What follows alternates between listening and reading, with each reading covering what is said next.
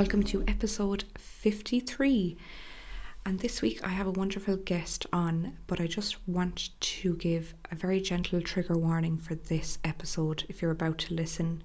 We discuss heavily about mental health and also we discuss eating disorders. So if this is something that you are affected by, please do have that in mind before you carry on listening. This week's episode, I have a really, really special guest with me, Ruth, and Ruth is going to tell us all about her relationship with her dog, Ivy, and what that meant to her. So I won't leave it any longer. I'm going to introduce Ruth, and Ruth, tell us a little bit about yourself and really maybe your first time that you met Ivy.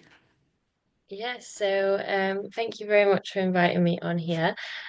So Ivy, yeah, she was a very special dog, and from the first moment we kind of locked eyes on each other. Like I don't know, I've never felt like that before. It was very weird. So we have another dog, Ava, a German Shepherd, and for a while we wanted to get another dog because we'd looked after other dogs and she'd really thrived. And she's a bit of a tricky dog, so she's a little bit reactive, a little bit harder to handle. Brilliant dog, but not the kind of dream Disney dog that you all always think you're going to get. Um, and one day we got this phone call saying that there's a little spaniel who is about 3 years old. They didn't really know at the time. And she's desperate for a home and she wouldn't be able to cope in kennels, like she's not eating, she's not doing really well. Like, do you want her? And I immediately said yes. Like it's the quickest yes I've ever said in my whole life. And that same day, she arrived outside my house in like a pickup truck and she was so small and like shivering cold and like I don't know, I just fell in love with her instantly. And I was going through a pretty hard time, like before we got her. And I feel like we were both kind of broken at the same time when we met each other. And that, I don't know whether that helped form our bond, but we just kind of, yeah, these two kind of broken souls that really needed to find each other. And I am very grateful that we did. Um, but that was, yeah, the first time, and I loved it instantly. Oh, it's amazing. And how long ago was that? So that was about 2 years ago now. So it was a February. Mhm. And it turns out she was between 1 and 2. Um, Mm. and yes, we only had her for a year and 3 months before we lost her. But whether I had her for a week or 10 years, I think I would have loved her as deeply as I did. Mm. I love how you described that because it actually doesn't matter the amount of time that our pets are in our lives for. It's the impact that they have on us. And clearly, she had a massive impact for you in your life and everything that you were going through. Would you kind of, if you were to describe Ivy's personality to us, and I know when we first bring pets into our lives, they're kind of coming out of their shells and we get to know them as they progress. But like for the time that you had her from the beginning to close to the end, like tell us about her personality and her quirks and what made her special to you.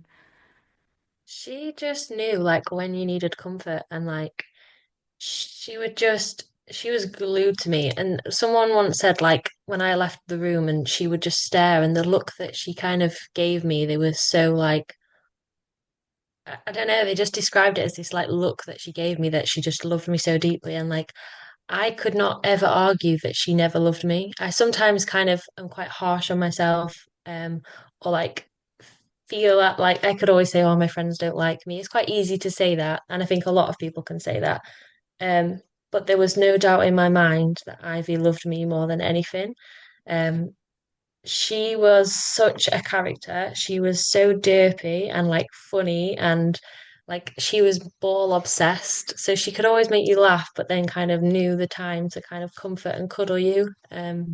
She's just, yeah, just a special, special one. Full of energy, I would say. Oh, yes. Typical Yeah. spaniel. Absolute typical spaniel. Yeah. Some of them are absolutely crazy, but that's what people love about them, isn't it? Yeah, Yeah. crazy, but with the ability to kind of be calm in the house and so lovable. Mm, that's amazing. And if you were kind of to think back, I know now there's probably loads, but your most favorite or kind of treasured memories that you have with her, like would that be like certain times of the year, or were there certain kind of places you went that kind of gave you your favorite memories with Ivy? There's definitely a couple of like favorite spots. She loved water, absolutely loved it, and I worked really hard on her recall so she could have like as much freedom as possible. Like she'd come from a home where she didn't really go outside much. She wasn't in like in the best environment. So like it was really important for me to like see her live that kind of best life and be free. So being able to kind of like let her off around any kind of water and know she'd be safe, come back to me. But just seeing her, there's just a local place on the pit top and there's like a pond area at the top and she just used to love swimming in it. And I've got so many videos and memories and just happy moments there, just watching her swim. It was Mm. just, yeah, really lovely to see that. Oh, that's amazing. Because I can imagine that would open up a whole world of places you could bring her to and having that good recall, which is incredible because that's really important because we don't want to lose our dogs anywhere. But yeah, that's You I know? was kind of visualizing that as you were telling me the story and it just sounded lovely, really.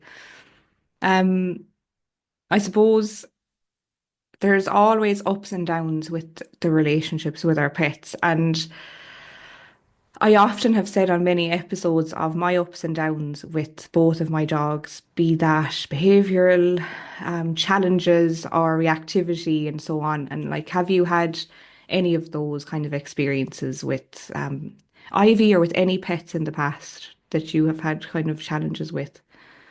Yeah, I mean, I've definitely had a lot more challenges with Ava. Um, and I think that's why, I don't know, Ivy was just kind of just an easygoing dog. So it was really refreshing. Obviously, Ava has her quirks and we love her just as much. But Mm, yeah, she can be, she's very good. What I think she's a brilliant dog.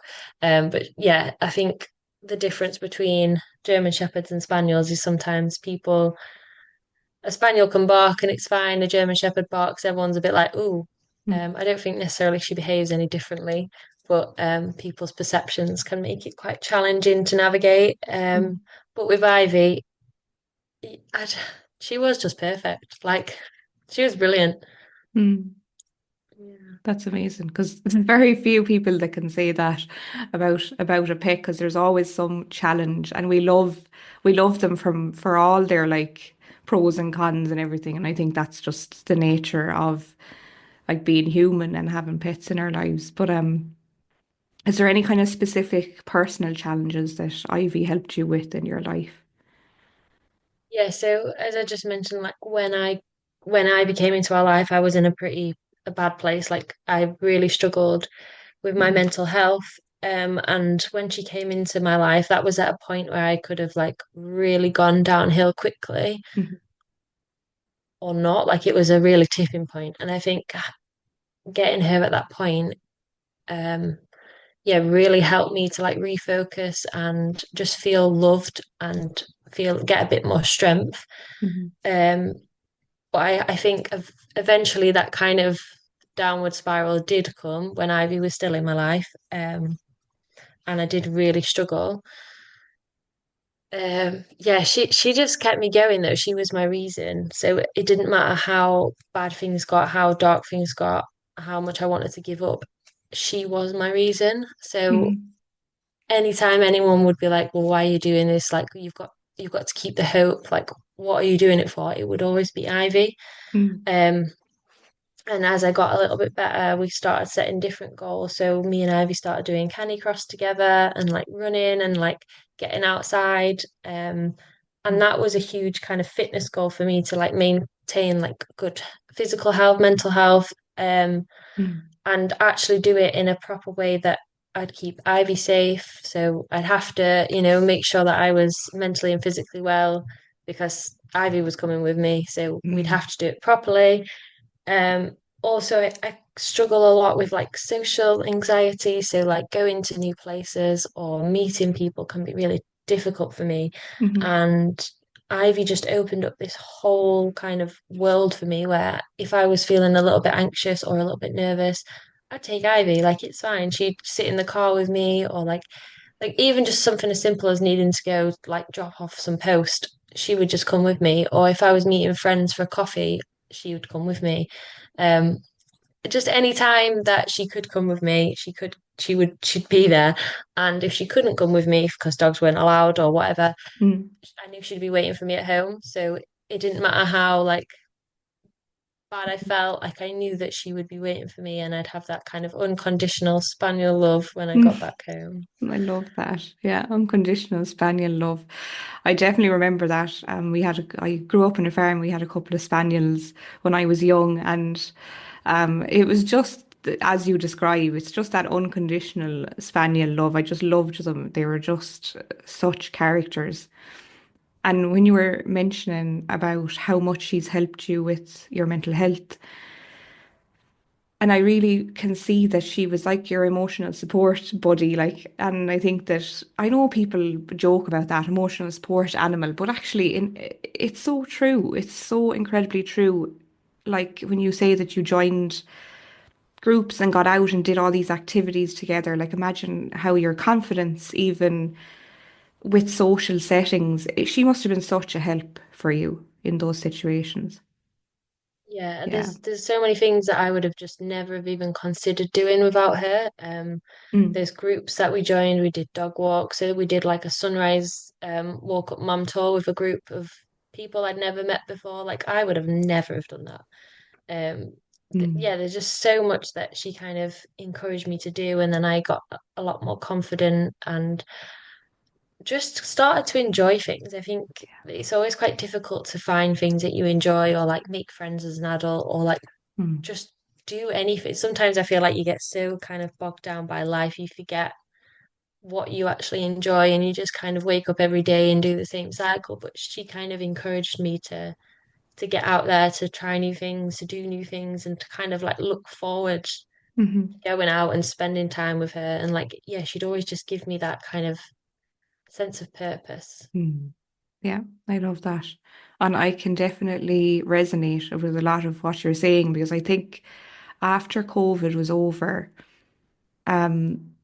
I found it very hard to kind of get back. I got a lot of social anxiety and I kind of found it hard to get back into into actual life. And I was working remotely a lot, and I'm sure that just kind of all impacts on everything. And I think when I started fostering dogs, I started to go and meet people.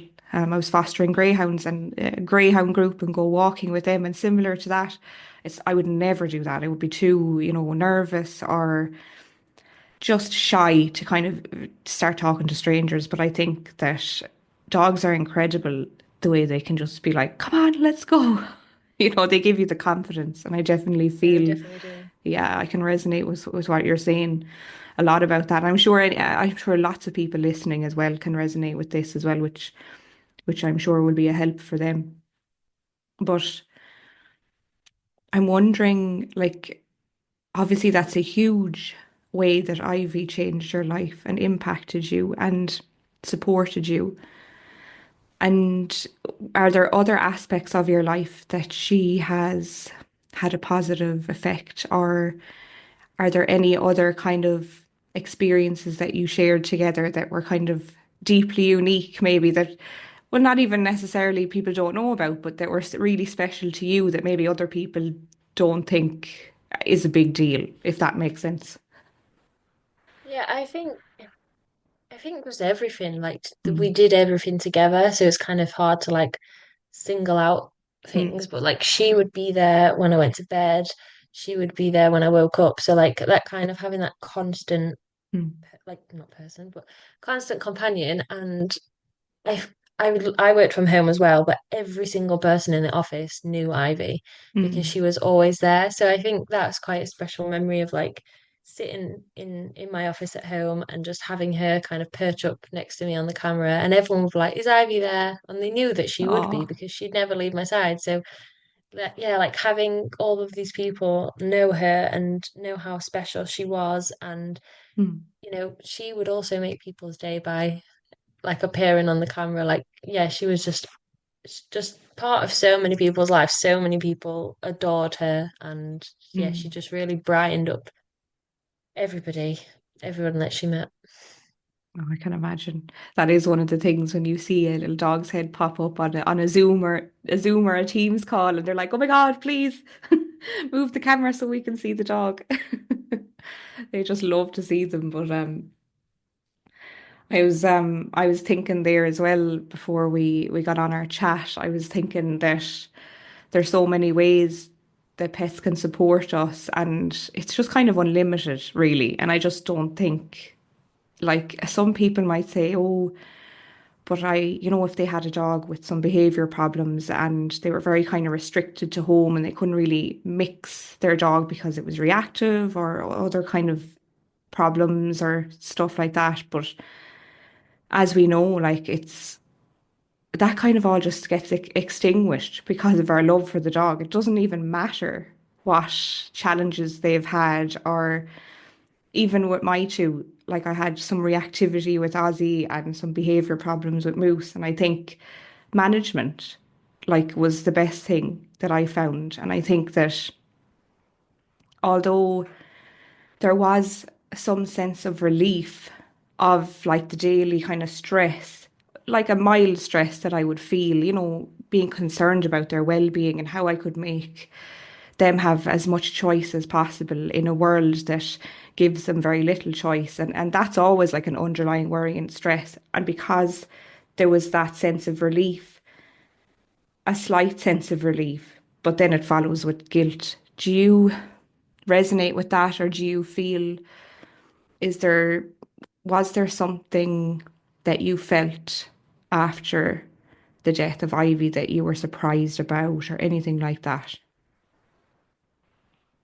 Um, so I felt so, I guess, guilty and like to blame because I didn't spot the signs. I didn't like we had no idea her last day would be her last day.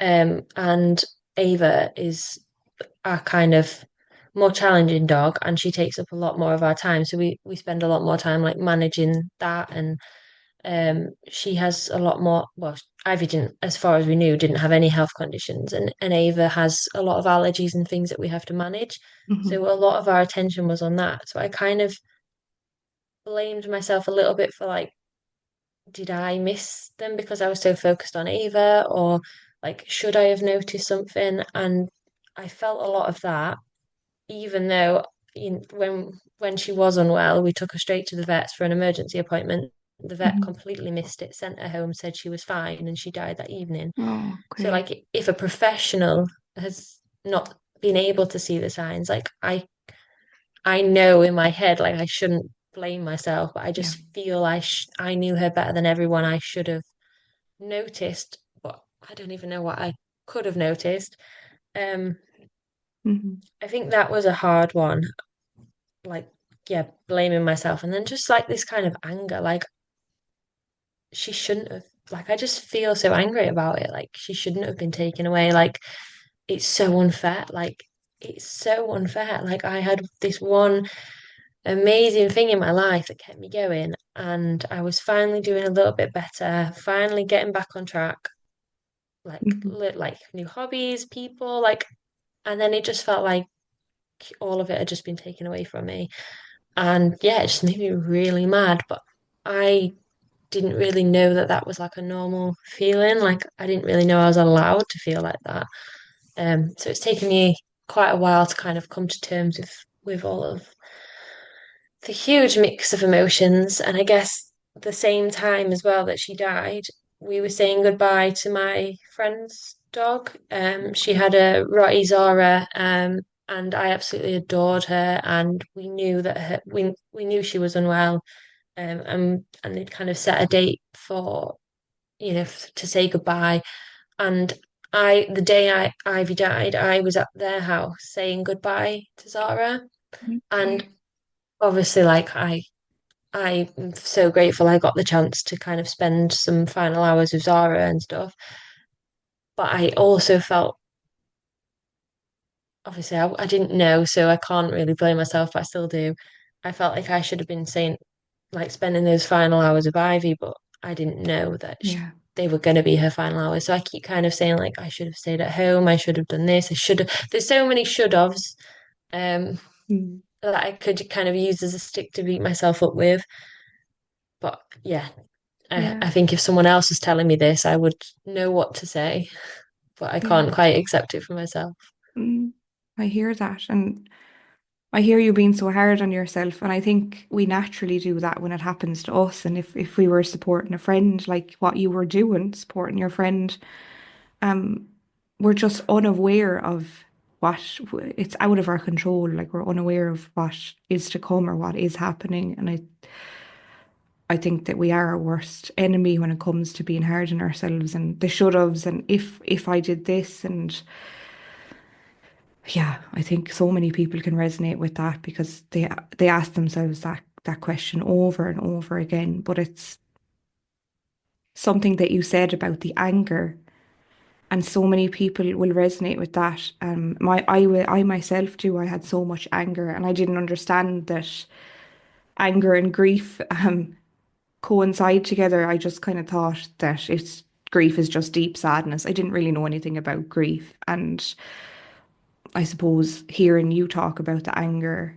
and the guilt and just the self-blame within the whole experience, and for you having experienced such a sudden loss and the loss of your friend's dog that you were obviously quite close with. They're like intertwined losses on the same day. Like it's really difficult to have to navigate that in itself and all the kind of challenges that come with that.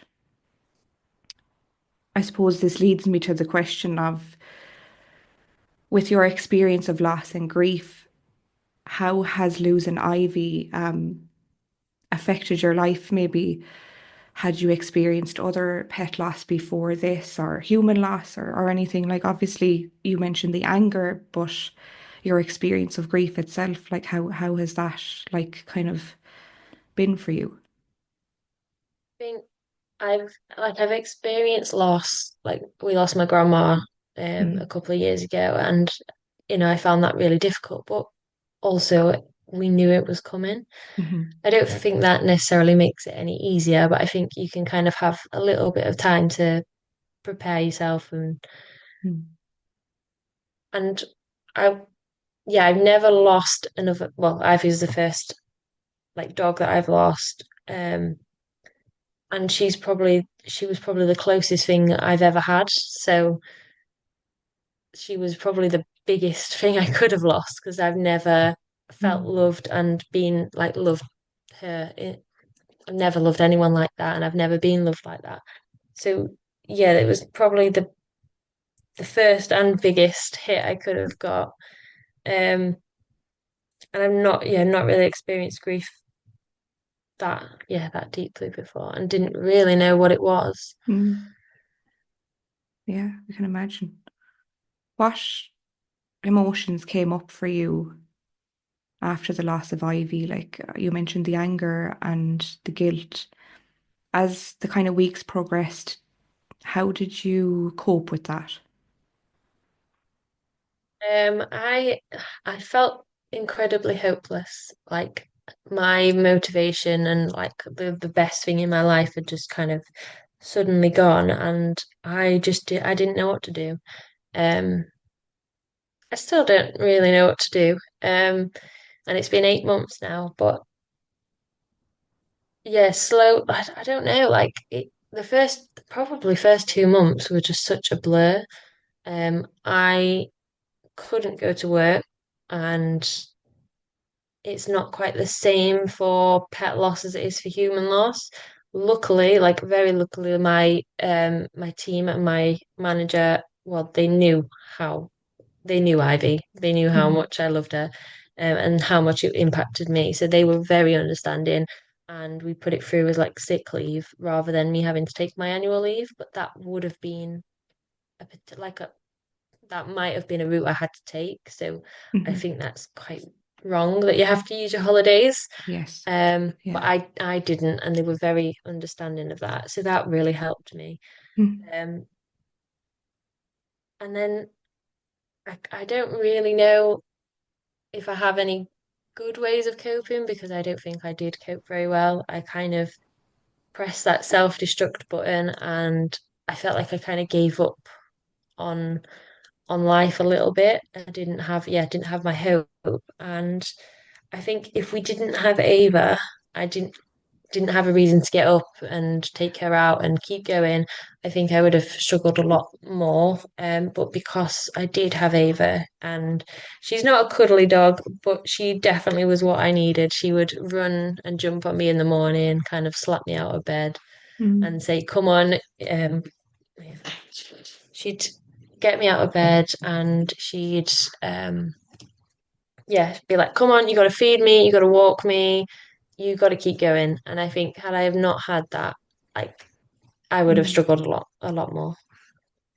Yeah. And when you mentioned like not being able to get out of bed, I think that's a very real aspect of losing a pet that's so close to you and just struggling, struggling with the daily things in life. And it's great that you had that support from your boss, from your employer, and you got to have some time off, which is amazing. As I guess, like you say, it's not treated the same, and many people don't really get to have that option. But it's amazing that you did get to have that option. And I think what you said was really profound and needs to be touched on a little more if you feel comfortable, is the fact that you didn't know like how to carry on and get up in the morning. Tell us a little bit more about that and if you feel comfortable talking about it, of course. Yeah. So I mean, I've definitely kind of openly shared on my social media that like I do struggle with my mental health, Mm. and yeah, I think there's like an audio reel, an audio for a reel that goes around. It says like, "You like having a dog, don't you?" And it says like, "Yeah, she saved my life," and I genuinely believe that Ivy has, well, did save my life. I'm still here. Um, she really was that hope and that reason to keep going when things felt like I didn't really want to. Mm. And for many years, I have struggled up and down with an eating disorder. And like just before we got Ivy, that was kind of at one of those tipping points where I wasn't doing very well. Mm. I was in the midst of like quite a bad relapse, and she kind of pulled me out of that. And yeah, eventually it did happen, and I did kind of go downhill. But then she was kind of my recover, like my reason to recover, and she was like my focus and my reason to get healthy again. Mm. And then I guess after we lost her, I just got to a pretty stable point. I just started therapy. I was doing okay, had my reasons to keep going, and then the reasons kind of disappeared. And I think grief anyway makes you kind of act differently or feel differently. You're not as hungry and stuff like that. And you Mm. don't really want to look after yourself. And I think I use that as a way to kind of, well, not me, my eating sort of mental health kind of use that as a way to kind of grab hold of me again and kind of, yeah, allow me to push that self-destruct button and just kind of crumble. And Mm. I think it's quite normal for most people to, and a friend actually said this, like it's normal, you know, for grief to like make you not want to eat and stuff, but you're not in the position you can do that. Um, and you know, it's normal for grief to kind of make you feel like you don't want to look after yourself or you're not worthy, but like Mm. you are, like you don't have the choice. You need to kind of push through. And I just kind of thought, oh, that's a bit of like a heartless comment. Like, I don't know how to do this. Like, I can't just snap out of it. Like, and I did let it take hold of me. And I'm kind of at the I'm kind of getting back on the upwards now. But it's a lot harder this time because I feel like I don't have my reason anymore. I'm just doing it because I have to. And Mm.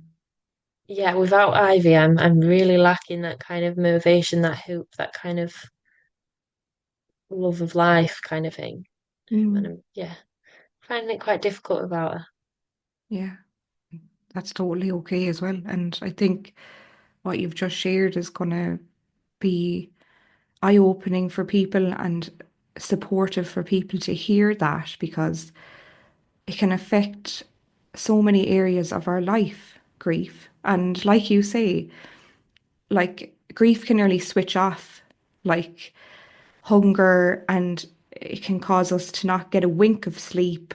It can cause us all kinds of physical kind of symptoms. I had crippling migraines and vertigo after grief, and there's just so many things that people don't talk about. And I can really see when you describe that she was such a support for you during that time with your eating disorder. And I am glad to hear that you're, on the way up. But like you say, it's still okay to say I'm still struggling, and I've often, been struggling. And I think whoever's listening, it kind of opens that door of this is the reality of grief, and particularly pet loss, and a pet that you've been bonded to so strongly with this intense kind of relationship that you've been speaking about and sharing with us.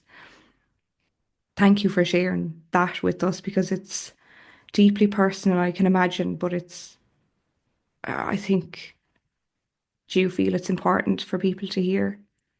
Yeah, it definitely Yeah. is because if you don't realize it's normal, then you kind of ignore it or push it to the side or just kind of pretend it's not happening or Hmm. you feel like you can't express it because you're either going to get, oh, it's just a dog, get over it, like, or, snap out of it, all of those kind of comments. And you Hmm. might get those, but there will be someone that will listen to you. And if you do need the help, I think it's so important to reach out as soon as possible and not kind of just question whether it's normal, whether it'll go away, whether it's just a phase. Like if you need that help or you notice that you're struggling, like reach out to somebody. Hmm. And chances are you might get those quite unhelpful comments, but they just might not understand. And that's not kind of devaluing how you feel. That's just potentially not the right person to talk to, or maybe you just need to explain it a little bit more. Hmm. But yeah, definitely don't question whether it's normal or wait for it to pass. I just definitely would encourage anyone that's struggling or knows that they're potentially more likely to struggle to kind Yeah. of reach out for that support to stop, yeah, this kind of self-destructive path happening before it starts. Mm. So important. Yeah. It's brilliant that you've highlighted that. And I remember you mentioning that you started therapy. So I suppose to give the listeners an idea of maybe some things that, have helped support you, whether that was the therapy or I know you mentioned to me before the call that you connected with a lot of people on your social media. So tell us a little bit about the things, maybe like even friends and family. And I know you mentioned some people may not get it or understand, which of course happens. And we have those unhelpful comments. But for you personally, what's been a support, or who did you find supported you through it really with Ivy after her loss? There's been quite a few people that have been really supportive. So I think a huge one. So I'm part of an online group called Honest Hounds, and I used to lead the walks with Ivy. So I couldn't do that anymore because I didn't have Ivy, but I did go on a couple of walks without her, and it felt so wrong at first. But actually, being able to connect with my group who are amazing, and they all have like either struggles with their dogs or like have been on a different journey with their dogs. It was so nice to be able to connect with them, and they were all like really, yeah, really supportive. Um, and then there's been social media where I kind of put out a post, just kind of, I don't know, like it was a dog account, and this is kind of where my life was at. Um, and I got so many comments and messages basically saying like I resonate with this, like thank you so much for sharing, or like I really appreciate that. So then I did a couple more and decided like I would just be as open as possible. Um, and like for such a small account, like getting so many direct messages and comments of like saying like thank you so much, like this has really helped me. I felt like I couldn't share this, or like people will comment and just tell me stories about their dog, or Mm. um just like little memories or how they feel, and just having that space to even help like one person has like really helped me to be open about it, which I guess in turn has like helped me to kind of process and kind of yeah process and accept it, I suppose. So that's been a massive thing, like social media. And then I have a really good friend who I met through Honest Hounds, but through she took some photos of Ivy and Ava, and she's a reactive dog photographer specialist, absolutely brilliant. And um I yeah, actually nearly put off getting the photos of Ivy because Ava had just had a tumor removed Mm. and she had a bit of like a patch of hair on her back, but Heather had this offer on. So I was like, oh, I'm gonna buy it. I'm gonna book in the experience, but I'm a little bit reluctant because Ava's got this patch on her. And she was like, no, no, we should do it. We should do it. And I'm so grateful that we did it because Ivy wouldn't have been there the summer after to do the photos. So Heather, yeah, took these absolutely incredible photos of Ava and Ivy, and we've just become really good friends since then. And we've done like multiple photo shoots and stuff with the dogs. And when she found out that Ivy died, she was just so supportive, like just the friend that you really need. Mm. She was there for me. She kind of gave me the right amount of space, but was there if I needed her. Mm. She sent me all of the photos that she'd ever taken of Ivy. So I had like this kind of like just big library to go through when I was ready. And at first I wasn't, but yeah, having them all in one place. And I just thought that was such a nice, kind, thoughtful thing to do. Mm. And then as I kind of started to, I guess, get back to life, she was that friend that we'd go out for a coffee with, like go for a coffee with, or um, she'd be like, oh, I'm gonna go and do this today. Do you want to tag along? And I'd be like, yes, let's do it. So we did a few like I helped her out on a few photo shoots at a lavender field and sunflower field, just getting out and about. And yeah, she was just brilliant. So having a friend like Heather to get me out of the house Mm. was really great. That's so special. And even to hear you talking about that and her giving you the right amount of space and then being a listening ear when you needed it, and then Honest Hounds as well, which is, I presume it's kind of like a community group for dog owners to get together, is it? Yeah, Yeah, so it's yeah. I found it through Ava being reactive, Mm. because I felt so alone, so isolated, like my world felt so small. Mm. Um, and it was actually Heather that ran one of the groups, and I joined her group, and it was the first time I'd felt like included and really like valued, and yeah, shy person actually like talking to people because it was all about dogs. I could talk Mm. talk about dogs for hours.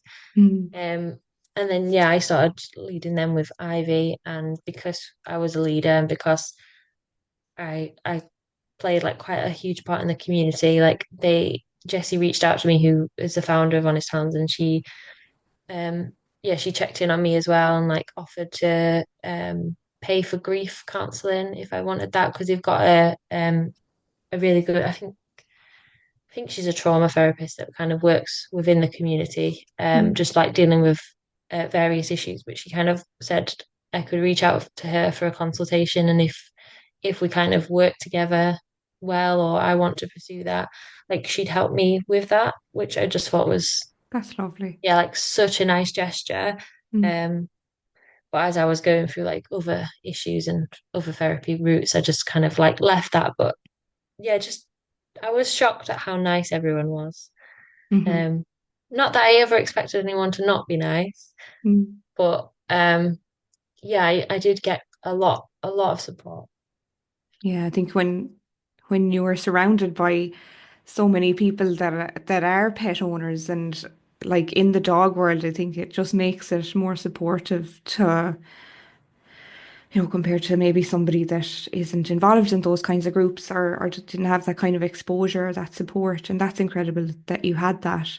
And you mentioned that, that you had been going to therapy, and was that ever specifically for talking about your pet loss, or was did you ever kind of try that route as well? No, so that was like very specific for like mental health and like Yeah. eating disorders, and I'd waited so long to kind of be in the position to be able to start it, and it was Okay. just so unfortunate that that coincided with the Mm. death of Ivy. So I had to eventually stop that because I just wasn't in the place to fully accept it. But Hmm. the fact that I did have that service and I'm still being supported by that service, and they Hmm. really do recognize that the impact that Ivy's death had on me, and it's not just, oh, you're here for to deal with your eating disorder, you have to only talk about that. Yeah. They're amazing actually.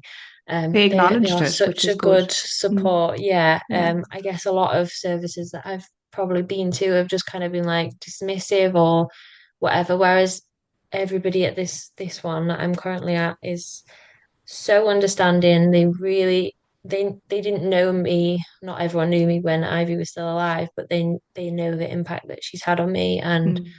have given me like a space to be able to talk about her and like talk through it and That's kind of nice. understand the grief and how that's impacted like things. Hmm. So yeah, that's been a but I'm very grateful that that was in place at the time because Mm. again, had that not been like, although I did really struggle and I did go downhill and did have to stop therapy, um, their support has really allowed me to kind of continue. Hmm. That's amazing. That's great. I suppose I do appreciate you sharing so much with me and anybody who's listening to this podcast. But I suppose I wanted to end on a question where maybe is very special to you to share. And I know I kind of like to ask my guests this question towards the end. It would be like, is there anything specific that you've done or you like to do or that you'd want to do to kind of memorialize Ivy's life that she shared with you, or any way that you kind of celebrate her memory? Like, are there, even afterwards, was there kind of any rituals or anything that you've done, or have you put anything in place where you do things to remember her?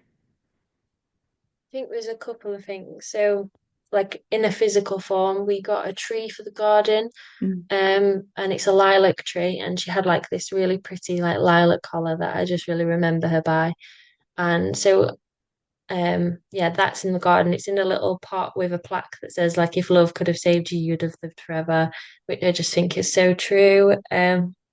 So then I've got a place to kind of go and sit with her and like remember her, and um it's kind of in a portable state at the moment because I don't imagine me living in this house forever. Like eventually I'm gonna probably move and I want to be able to take that with me.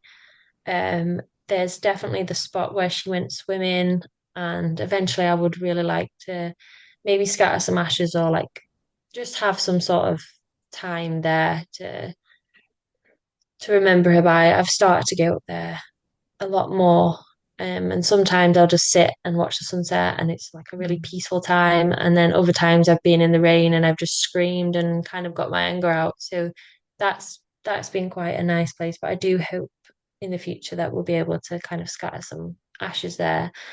And I guess I was recovering, I was doing well, I was living because of her. And I've not necessarily felt this, but actually having been asked that question, I'd quite like to do it for her, do it in her memory, like Yeah. keep that kind of fire that she lit in me and just keep it going in her kind of memory. And I'd really like to do that for her and for Mm. me, but sometimes it's a lot easier to do it for another Yeah. reason. Mm. I hear you. Yeah. I think maybe eventually it gets more for you when you kind of become like more stronger in the goals that you want to kind of achieve and get towards. And I think that that comes with the time. And I think that they're lovely ways that you've just shared with us. And thank you for sharing those, because I know that they're very personal and private things to you. And it's lovely that you felt comfortable to share that with us. And I think like traditions kind of form as time goes on. I know for me, I could go do this crazy big hike every year in memory of my dogs, and I kind of think I just don't know when I'll ever stop doing that. It's kind of been a habit now, and you kind of just it kind of just intertwines into your life, and you know, even though your relationship with Ava is very, very different to what your relationship with Ivy was, it was lovely for you to share with us as well that, Ava's helping you to kind of get up and out, and you're still responsible for like this living being that's still with you. And although although I always kind of talk to people about, well, I don't like the term replacing the pet, but a lot of people try and want to heal that wound by bringing a new pet, into their life quite quickly. But there's so much to think about, and there's so much healing and grieving that some people need to do really afterwards. What are your thoughts on that? So yeah, we have brought a new pet into Mm, the house. So we have Mia, and I think immediately when my partner suggested we should get another dog, or like, he kind of recognized that I was just not doing well. mhm, Um, I shut that down so fast. I was like, how dare you even suggest that? Like, mm, I couldn't even entertain the idea. And I did feel like it was just a replacement. But the kind of more I thought about it, it was more like there is no limit on how much love you can give and receive from dogs. Like, mm, just because we've welcomed Mia into the house doesn't mean I love or miss Ivy any less. And it's not the same. Like, I'm not replacing her. I can never replace her. mm, Um, but I can never fill the hole that Ivy left behind. But there was a hole before Ivy came, and part of that I can kind of fill. So mhm, that kind of spaniel love, that unconditional love, and yes, we do get it from Ava, but she's just not a cuddly dog at all. mm, Um, and there was definitely a huge space before Ivy joined that I think Mia has really filled, and she's got her own kind of personality and quirks and love and all of that side of things. But yeah, she's definitely like no one could ever even attempt to replace Ivy. Like, it's, yeah, definitely not a replacement. And I do get this question a lot actually, like on social media, like how did I know I was ready? mm, When was the right time? Like, do you not feel bad about it? And I think it's such a personal thing. mm, I knew immediately I was not in a fit state to even consider looking after another dog, let alone a puppy or anything like that. So I wanted to give myself a bit of time, and I had very specific kind of requirements. I knew what I wanted. I knew I wanted a spaniel because they're kind of like I just love spaniels. soul dog. Yeah. Yes, definite soul dog. And I didn't want them to look exactly like Ivy because I think that would have been quite painful. Um, so yeah, I wanted a female brown sprocker. So I had all those kind of things, and I knew I was not in the place to look after one. So I was looking for quite a young litter, or one that was like due to be born, and I kind of kept that criteria so I wasn't rushing into it and kind of making that rash decision. Mm, And I would have loved to adopt and had a new, like, given a new lease of life like we did for Ivy, but because Ava is a little bit more challenging, um, sometimes rescues can be quite particular. Even though she would be brilliant, mhm, it would have just been an added stress that we just couldn't deal with. mm, But yeah, I get the question a lot, and I think you need to know yourself what's right, mm, and it is very easy to feel guilty. And the day that I brought Mia home was probably the first day after losing Ivy. It was about 2 months after. It was probably the first day that I smiled and like felt genuine happiness a little bit, but I felt so guilty, and I just felt like, yeah, it just felt wrong. Like, it did feel like I was replacing her, but I wasn't, and I haven't, and I mm. know that. But yeah, Mia has definitely brought a new energy and more love into my life, and she's definitely helped me kind of get back on my feet. Um, but I yeah, it's a very difficult one, I think, to Yeah. navigate. Yeah, it is. It's definitely a topic that is asked about so much, and I got those questions a lot, like, and lots of people like have the questions like, how long do I wait? And like you say, it's so unique and it's so personal. There is no set timeline that, even if you don't want to welcome a new pet, like that's okay as well. So it's completely different for everybody. And I think people listening may have brought a new pet into their life, be that a cat or dog, whatever kind of pet was part of their life. And I think it's unique to them. And like you say, I feel from talking to you today that you definitely have honored Ivy's memory a lot and that you have grieved a lot and that you processed a lot. Maybe you're still processing a lot about her death.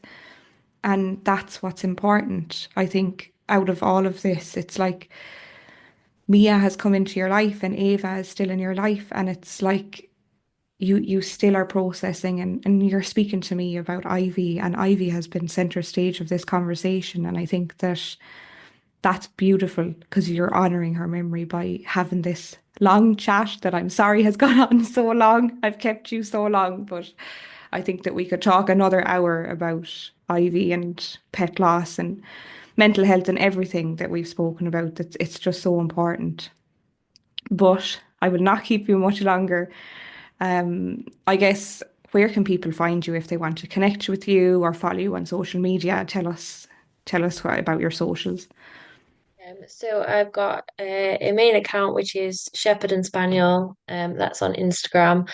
I am very up and down with posting, and my recent post was basically saying that it's okay to take time out. So although Mm, I do try and reply to people, I have been taking some time out. But yeah, mm, hopefully we'll be back on there posting when I can.